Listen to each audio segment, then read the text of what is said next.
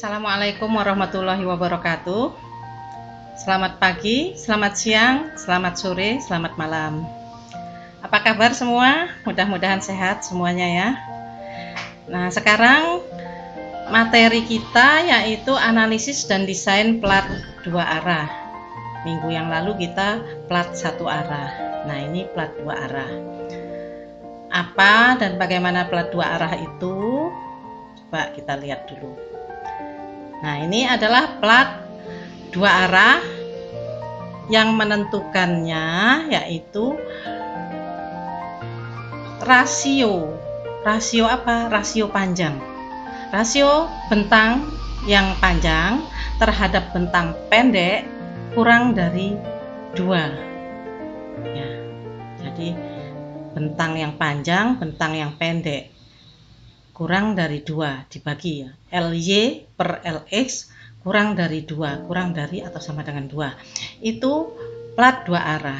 Pembebanannya pun dalam dua arah, dalam arah X, arah Y. Sehingga momen yang terjadi ya dari hasil statika itu dalam dua arah juga. Akibatnya apa? Akibatnya kita juga harus mendesain tulangannya dalam dua arah. Ya, kalau misalkan ada momen lapangan arah X, ada juga momen lapangan arah Y. Ada momen tumpuan arah X, ada juga momen tumpuan arah Y. Nah, seperti itu. Untuk desain plat dua arah, dimensi yang pertama ya, kita menentukan dimensi. Dimensinya apa? Dimensinya itu tebalnya plat. Tebalnya plat sudah diatur di SNI. SNI berapa? SNI pasal 9.5.3.2. Ini yang tanpa drop panel ya. Kemudian tanpa balok, jadi ada flat ya. Kemudian 9.5.3.3. Nah, untuk yang 9.5.3.2 SNI 2013-2847 itu aturannya nanti bisa dilihat di filenya ya. Aturannya tebal minimum dari plat tanpa drop panel. Drop panel itu yang di atasnya kolom itu. Jadi ada di situ untuk mencegah terjadinya geser pons yang terlalu besar sehingga dipasang drop panel di situ. Ya. Sehingga tebal minimum di sini ada 125 mili ya. Kemudian yang dengan drop panel 100 mili. Kemudian di tabelnya juga ada tebal minimum yang ditentukan berdasarkan mutu tulangan yang digunakan. Nah, di situ ada bermacam-macam, ada L per 33, ada L per 30, ada L per 28, nanti dicek dengan mutunya. Kemudian yang untuk batasan yang kedua ini juga menggunakan batasan SNI, jadi dihitung nanti kalau hitungan ini misalkan ketemunya 10 mili, di sini kan ada tidak boleh kurang dari 125 mili. Sehingga ini harus digunakan.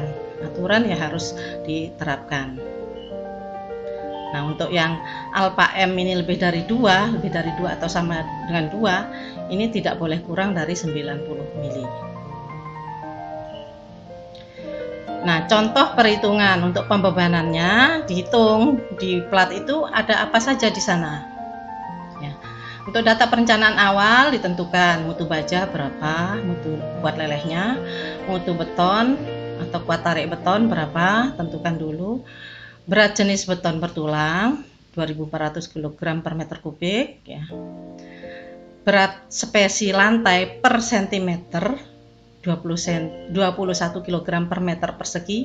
Kalau di sini menggunakan 1 cm berarti ini 21. Kalau menggunakan 2 cm berarti 21 kali 2. Jangan 21 kali 0,02 ya, bukan itu, tetapi 21 kali 2. Kemudian berat penutup lantai ini juga sama ya, per sentimeter tebal 24 kg per meter persegi.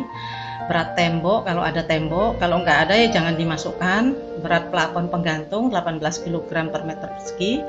Berat pasir ya, berat pasir 1800 kg per meter persegi. Ya, jadi ini juga dikalikan nanti tebalnya.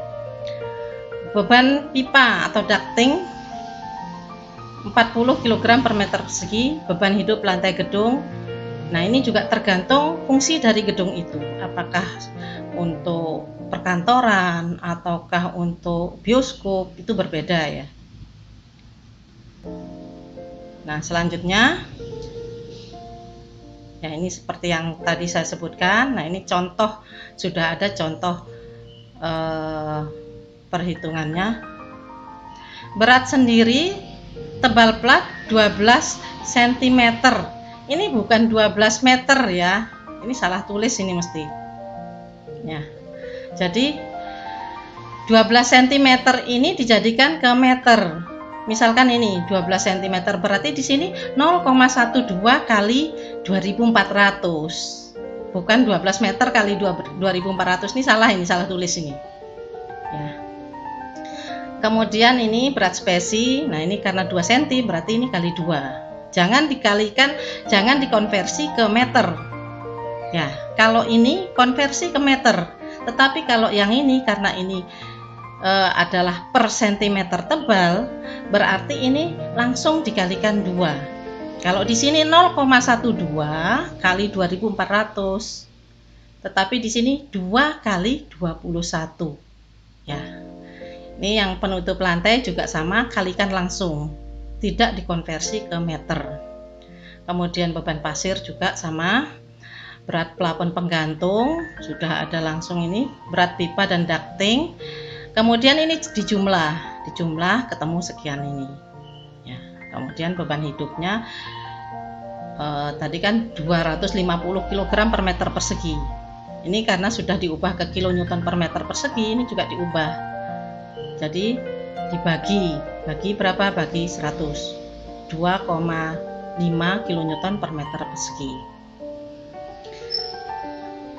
Nah sehingga untuk perhitungan beban ultimate-nya 1,2 kali WD plus 1,6 kali WL ya, ini contohnya. Contoh berikutnya, misalkan pembebanannya di situ ada yang berikutnya. Nah ini ada kamar mandi. Nah ada juga yang menghitung detail seperti ini, tetapi ada juga yang hanya menambahkan perkiraan ya. Nah kalau ini dihitung karena di situ ada tambahan beban akibat air, akibat beban kamar mandi ini, sehingga dihitung detail.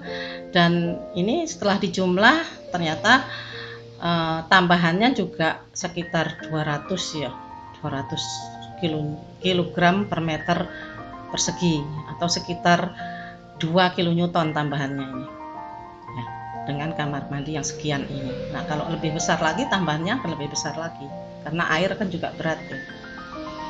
Nah kemudian berat ini WD ya. Untuk mencari WU 1,2 kali WD plus 1,6 kali WL. Nah ketemu sekian ini.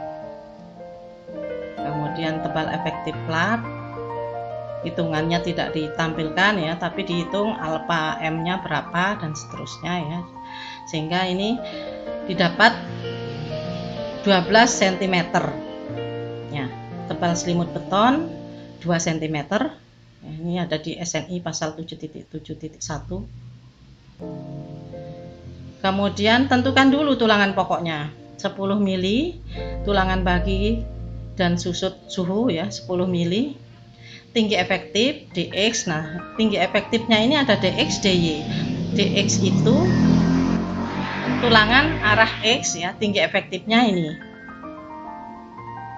Kemudian DY pada arah Y, sehingga karena di bawah ini masih ada tulangan, DY nya ini berarti lebih kecil ya. Tulangan pada arah X itu arah yang pendek. Arah X seharusnya lebih lebih pendek, sehingga letaknya itu di bawah ya. Jadi lebih bawah dari tulangan arah Y, sehingga dx nya tinggal dikurangi tinggi total plat, dikurangi tebal penutup beton, dikurangi setengah tebal tinggi, setengah diameter tulangan pokok pada arah X ini. Umumnya arah X dan arah Y ini disamakan diameternya. Nah, begitu juga arah Y sudah lebih atas di sini ya, jadi ada pengurang tulangan arah X, kemudian dikurangi setengah diameter tulangan arah Y, sehingga ini berbeda antara arah X dan arah Y. Ini tinggi efektif beton. Tapi kalau lebih praktisnya ya, karena momennya tidak terlalu berbeda jauh, sehingga untuk tulangannya ya ambil yang lebih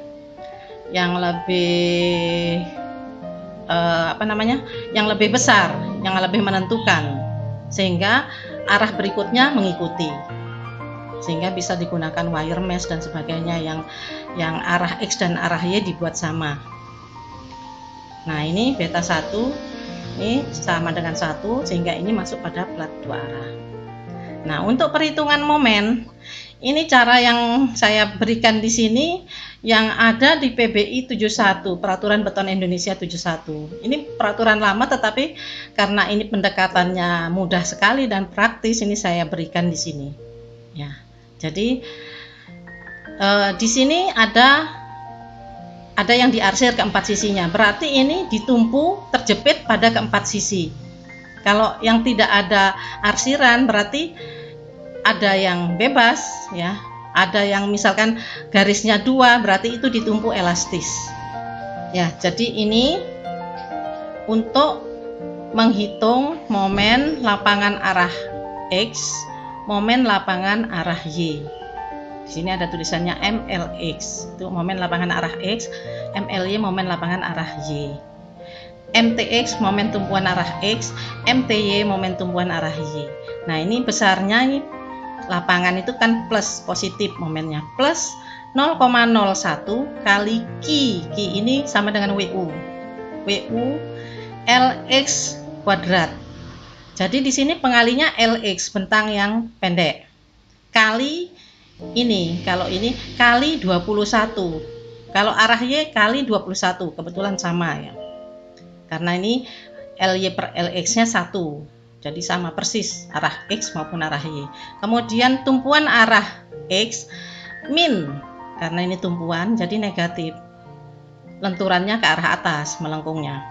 Nah, ini 0,001 kali WU kali LX kuadrat, biarpun ini arah Y nanti ini tetap LX, kali 52. Begitu juga yang MTY min 0,001 kali WU kali LX kuadrat kali 52. Nah, ini kalau LY per LX nya itu misalkan 1,15. Nah, ini kan ada 1,1, 1,2, berarti ini tengah-tengahnya di antara 1,1 dan 1,2. Interpolasi intinya seperti itu. Jika ada nilainya di antara ini, interpolasi linier. Nah, kemudian sesudah momen ketemu, momen didapatkan, kita ke perhitungan tulangan. Nah, ini tadi momen dihitung dengan ini ya. Untuk perhitungan tulangan, ini untuk FC-nya 30, ini ada pengurangan beta 1 berdasarkan rumus yang ada, yang sudah diberikan sebelumnya. Kemudian rasio tulangan balance juga dihitung. Kemudian rasio tulangan maksimum 0,75 rasio tulangan balance. Mungkin angka-angka ini ada yang keliru karena tidak teliti menghitung ya. Jadi ini langsung saya kopas, saya ambil ya dari tugas. Tetapi paling tidak angka-angkanya sudah benar. Ini angka-angkanya ada yang salah juga, ini nanti saya tunjukkan. Jadi Anda harus betul-betul mengerti. Kalau ada yang dicontoh, ada tugas misalkan, dicek dulu betul apa enggak sudah semuanya. Kalau benar, oke. Tetapi kalau ada yang salah, diperbaiki. Nah, ini row max-nya didapatkan 9. Kemudian MU ini tinjau plat lantai selebar 1 meter. 1 meter ini dijadikan mili karena semuanya dalam MPa, sehingga satuan panjang itu mili. 1 meter 1000 mili. Kemudian tulangan utama, tulangan pokoknya arah X, MLX. Tadi sudah dihitung, ini MLX 3,89 kN meter. Ini kilonewton jadikan ke newton, meter jadikan ke milimeter, sehingga ini kalikan 10 pangkat 3 kali 10 pangkat 3, berarti 3,89 kali 10 pangkat 6.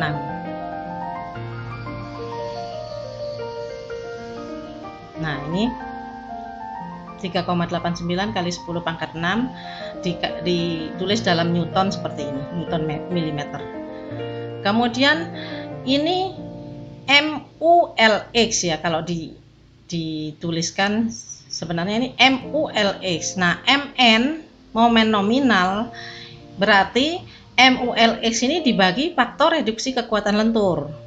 Nah, ini untuk peraturan yang tahun 2013 faktor reduksinya 0,8, tetapi untuk yang 19 faktor reduksinya 0,9. Silahkan mau dipakai yang 0,9 atau 0,8 masih boleh digunakan, karena ini tidak dihentikan penggunaannya ya. Kalau pakai 2013 ya 0,8. Ini kebetulan contohnya yang menggunakan 2013. SNI 2847 2013. Nah, dari sini dihitung RN-nya. Ini kalau saya lebih suka langsung dibuatkan tabel, sehingga mencarinya sudah mudah, nggak berpikir lagi. Tetapi kemarin ada yang menanyakan apakah saya boleh pakai cara lain. Silahkan saja, kalau dihitung langsung boleh ya, asalkan hitungannya benar. Saya tunjukkan nanti ada yang salah ya. Nah, ini row, perhitungan row dari rumus yang diturunkan juga dari row max dan dari RN dan RU ini, sehingga didapatkan ini. Tapi ini ada yang di sini sudah saya betulkan. Ini sebelumnya ada yang salah. Nah, nanti ini saya tunjukkan yang salahnya. Ini kebetulan angkanya sudah saya betulkan, tapi ini masih kemungkinan salah ini angkanya. Ini P faktor reduksi kekuatan, bukan diameter tulangan ya. Sehingga di sini besarnya 0,8, bukan 10. Nanti saya tunjukkan yang 10 ada di sini. Nah, sesudah didapatkan ini ternyata di bawah row min, sehingga yang digunakan adalah row minimal.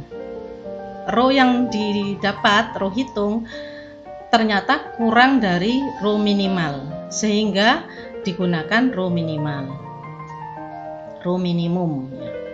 Kemudian dari row minimum ini, tadi kan sudah dituliskan diameter tulangan yang digunakan adalah 10 mili, sehingga AS atau luas tulangan untuk satu batang tulangan 10 mili sama dengan 1/4 pi d kuadrat, 1/4 kali pi kali 10 kuadrat, sehingga didapatkan angka ini 78,54. Sedangkan kebutuhannya row minimum kali B kali D. AS itu row kali B kali D ya. Row yang dipakai row minimum. Nah, sudah dihitung didapatkan 554,17. Untuk satu tulangan besarnya 78,54, sehingga tulangan yang dibutuhkan jumlahnya adalah 554,17 dibagi 78,54, sehingga ini dibulatkan menjadi 8 buah tulangan. 8 buah ini disebar, ini kan per meter panjang tadi. 8 buah ini untuk 1 meter, sehingga jaraknya bisa diatur. Nah, kemudian contoh berikutnya. Nah, ini saya tunjukkan yang salah tadi. Itu tadi juga salah, tapi saya ganti pi-nya saja ya, sehingga kemungkinan angkanya juga masih ada kesalahan. Nah, ini tulangan lapangan arah X. Tadi tulangan lapangan arah, ini arah X. Ya, jadi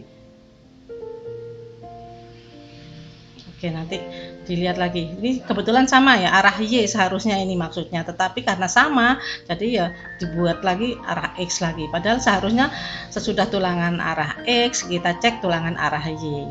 Tapi kalau tidak banyak, berbedanya tidak terlalu banyak, selisihnya tidak besar, disamakan saja dengan menggunakan yang lebih besar, yang lebih menentukan. Nah, rumusnya ini ya, ini saya tunjukkan yang salah. Ini Pi kali BD, MN per Pi kali BD kuadrat. Nah, Pi-nya ini faktor reduksi kekuatan, tetapi di sini ditulisnya diameter tulangan. Dan ini salah. Seharusnya 0,9 ya atau 0,8. Ini 10. Jadi ini kecil lahirnya. Ya, kemungkinan tadi tidak ketemu root minimum. Kemungkinan ada di atasnya root minimum mungkin ya. Tetapi karena pembaginya salah, ini berarti ini sudah salah juga angkanya. Nah, ini untuk itu saya ingatkan, yang Anda contoh dilihat lagi apakah sudah betul semuanya atau tidak. Kalau betul berarti oke, silahkan dipakai patokan. Kadang-kadang untuk menghitungnya tidak sempat berpikir terlalu detail ya, tetapi dilihat dulu di awal semuanya, dicek ya. Nah, kalau dituliskan dengan tangan mungkin bisa kita cek langsung ini, tetapi kalau cepat-cepatan mungkin ada yang salah dan sebagainya. Tetapi kalau Anda sudah tulis satu rumus yang betul, masukkan ke Excel, buat tabel, ya otomatis semuanya sudah benar ya. Asalkan rumus yang awal yang dituliskan benar. Nah, dari angka ini didapatkan dari perhitungan rho ini didapatkan rho yang didapatkan sama dengan tadi ya, 0,0002. Ini di bawah rho minimum, sehingga digunakan rho minimum. Nah, rho minimumnya ini. Nah, karena tadi sama ya, karena rho minimum dihitung ini AS yang dibutuhkan 554,17. Nah, sama seperti ini. Nah, untuk tumpuan juga sama, hanya kalau lapangan ini kan positif, lengkungnya ke arah bawah, sehingga tulangan diletakkan di arah yang mengalami tarik yang melengkung, yang keluar ya. Jadi tulangan momen positif ada di bawah, tulangan momen negatif melengkungnya ke atas, sehingga yang mengalami tarik adalah serat yang atas, sehingga tulangan untuk tumpuan yang negatif itu diletakkan di atas. Ini nanti kita bahas untuk penggambaran hasil desain tulangan, baik itu tulangan di plat maupun di balok ya. Nah, ini yang wajib diketahui, meletakkannya dulu. Tulangan momen positif berarti positif lengkungan ke arah bawah ya. Yang mengalami tarik serat yang di bawah, sehingga tulangan diletakkan di bagian bawah.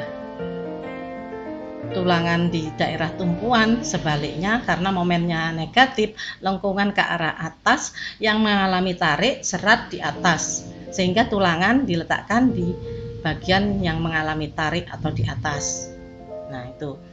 Kemudian untuk plat ini nanti ada yang menggunakan wire mesh atau jaring kawat yang dilas ya, misalkan 10 ya, diameter 10, arah X arah Y dibuat misalkan 15 cm, misalkan 15 cm dilaskan, dan itu sudah dijual, sudah ada ukuran tersendiri, nanti tinggal sesuaikan dengan kebutuhan, diameter berapa, jarak jaringnya itu berapa. Nah, kalau seperti itu tinggal dihamparkan, tinggal ditambahkan kebutuhan untuk tulangan bagi, untuk tulangan tumpuan dan sebagainya ya. Nah, untuk tulangan yang dibuat sendiri yang tidak menggunakan wire mesh, ketentuannya ya ini di bawah tadi, di bawah. Kemudian bolehnya dibengkokkan itu di 1/5, 1/4 LX atau LY, tergantung arahnya ya. Jadi itu tempat pembengkokan tulangan kalau itu kita membuat sendiri. Nah, jadi itu untuk gambar hasil desainnya akan kita bahas pada video tersendiri. Jadi itu materi untuk desain plat 2 arah. Kalau ada yang perlu didiskusikan, silahkan ditanyakan ditanyakan di grup atau di si Pejar, silahkan ya, akan kita diskusikan bersama ya. Untuk berikutnya nanti kita akan bahas tentang penggambaran hasil desain tulangan. Sekian materi dari saya hari ini, kita lanjutkan minggu depan. Terima kasih sudah melihat video ini, dipelajari ya. Semoga kita selalu dalam lindungan Allah Subhanahu wa taala, diberi kesehatan. Saya akhiri, assalamualaikum warahmatullahi wabarakatuh. Selamat pagi, selamat siang, selamat sore, selamat malam.